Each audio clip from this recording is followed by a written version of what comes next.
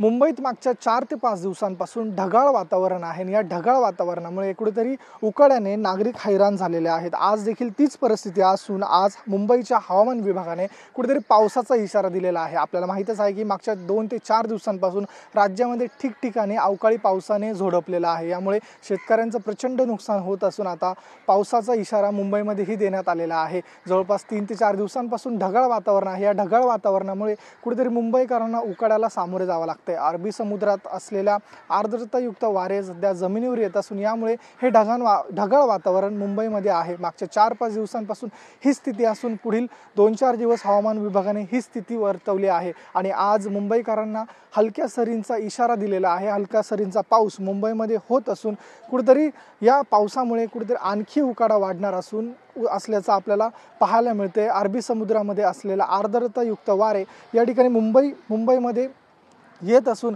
नागरिकांना हैराण करत आहे। मागच्या अनेक दिवसांपासून हेच समविषम तापमान असून या समविषम तापमानामुळे कुठेतरी नागरिकांना आरोग्याच्या समस्या जाणवत असल्याचं पाहायला मिळतं। अनेक समस्या या ठिकाणी समोर येत असून आज मुंबईकरांना पावसाचा इशारा दिलेला आहे। तसेच मुंबईसह ठाणे असेल, पालघर असेल, रायगड असेल या ठिकाणी देखील पावसाचा इशारा देण्यात आलेला असून हवामान विभागाने हा इशारा दिलेला आहे। कॅमेरा पर्सन रोशनसह मी ऋतिक गणक, वारा TV9 मराठी, मुंबई।